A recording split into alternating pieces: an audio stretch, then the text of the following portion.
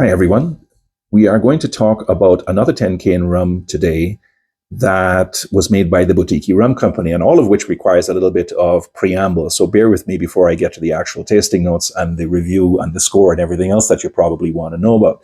So, in brief, 10 Cane was a brand that was created by Louis Vuitton and Moet Hennessy in 2003. And what they did is they thought that they could make a premium rum, and they shipped over two Charentais pot stills that used to make cognac from France to Trinidad, and they set up a shop there with Angostora's logistical help and support, and they started buying up cane and getting it milled and making cane juice rums in Trinidad itself.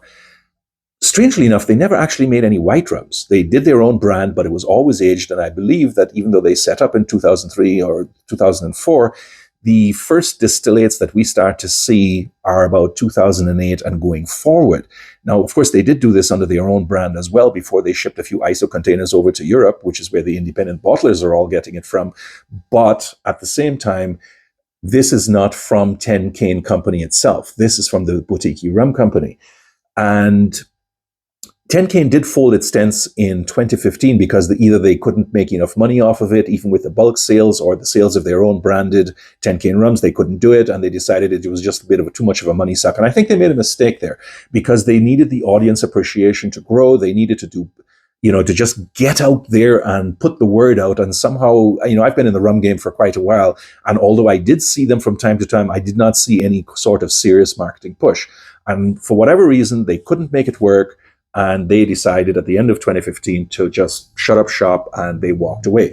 Now, interestingly enough, the two stills that they had stayed on premises for quite some time until a guy from San Juan Artisanal Distilleries in Puerto Rico saw them and said, holy fuck, what is this? These are great, and he bought them and shipped them to Puerto Rico, which is where they stand to this day. And if you're a fan of the Rumcast guys, they did do an episode on Puerto Rican rums where they specifically mentioned this, and Modern Caribbean Rum by Matt Petrick also mentions this very same thing, plus a few extra details if you're interested. Okay, so the Boutique Rum Company then, a subdivision of Atom Brands in England, they also own the Master of Malt's online shop.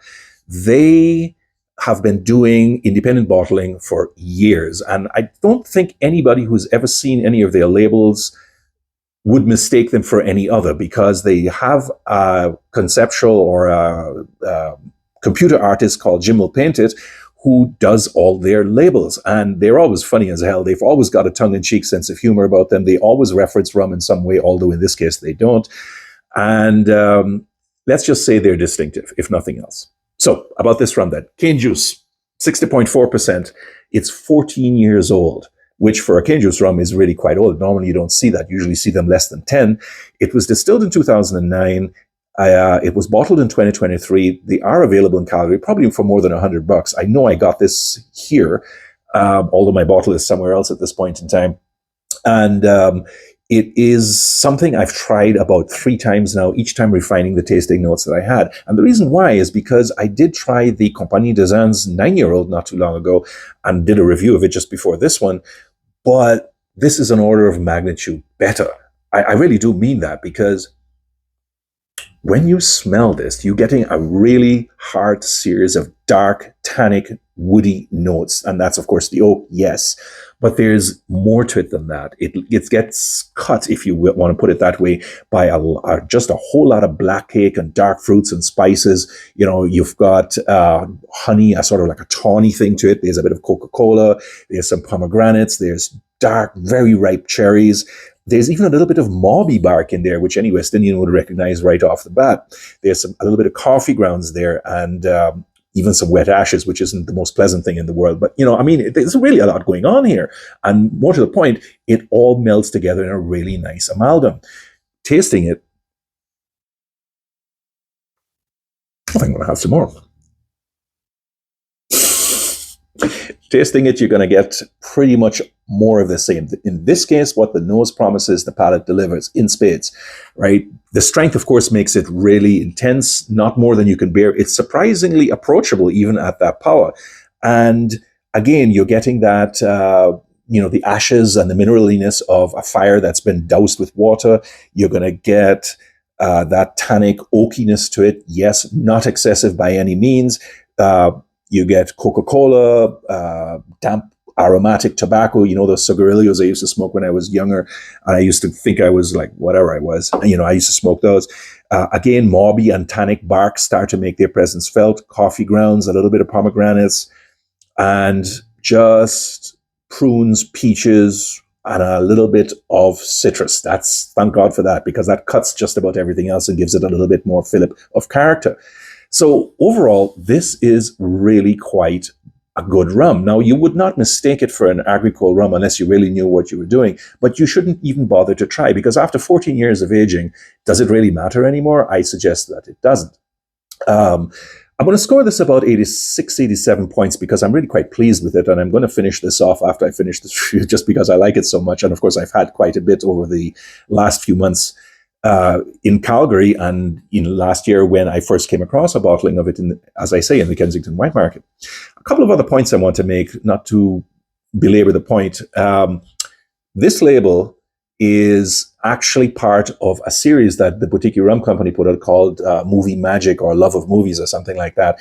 And it channels kind of like that whole film noir kind of thing with Philip Marlowe in The Big Sleep and, the damaged gumshoe, going into his office. There's actually nothing about rum in that picture, nothing at all. In other labels that we've seen in the past, you see that a lot. There's always some, the distillery that made it, something about the stills or the people who were involved, or Pete Holland, who of course is the brand ambassador for it in the UK. But in this case, I think it was just conceptual. They decided to go with a movie series like Velier did with the Flag series and so on. And they just went with that, and that's what this is. I really quite like it. It's quite distinctive, as I said before. One other point I want to make about the Boutique Rum Company is that there actually isn't anything about this rum on their website, and that really pisses me off. And it pisses me off because in this day and age, why do we still have to go all over the map to find anything? I looked at RumX, I looked at various other reviews that have come out the door, online shops that sometimes have details that reviewers might miss. There really isn't very much out there. And that's really kind of annoying because by now, why do we still have to do this? The labels are one thing, but there isn't always all the information that we want. It says pot still batch 1 from Ten Cane. That's it. That's all you get. And is that really enough? I suggest not. There is a blog post about the Movie Magic series of rums where they put a little bit more detail in, mostly tasting notes, if you really want to be honest about it, the dates of distillation and bottling and so on. But you know what? I wish I had more, and I wish I didn't have to look so hard for it. So note to the boutique, please, kind of like just up your game here. Do what Rum Deluxe does. They've got one section for all the current releases that you want to be buying right now, but they've also got an archival section that talks about all the stuff that they've done in the past so that people who want to know or find an old bottling gathering dust somewhere on some shelf, 10, 15 years after the fact can still find this information. I think that's really quite a good resource, and you shouldn't have to go to RumX or any of these other places to find it. I mean, you should provide it, right? It's your rum. So all my bitching and kvetching aside, please accept the fact that it's made in good faith. The rum is really quite good. As I say, I'm scoring it reasonably high. It really is a fantastic dram. It's dark, it's tasty as hell, and you won't be disappointed if you spend a little money to go get it. Or any of the others for that matter, because there are a lot of rum companies out there that are still putting this stuff out.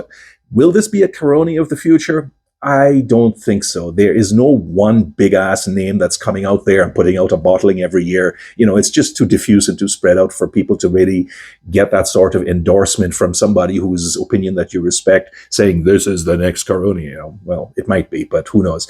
I hope it does become something more appreciated because we don't see cane juice rums from the British West Indies very often. I use the term loosely. But as I say, it's a great rum. And if you do get it, I don't think you will be disappointed. So that's it for me. If you have any comments on what I've said here, or if you want to give me some more information on Ten Cane or the Boutique Rum Company or anything else that I've said, by all means, leave me a note. But until then, do enjoy your drinking. Drink and drive responsibly, please. And take care, everybody, until the next time. Bye-bye.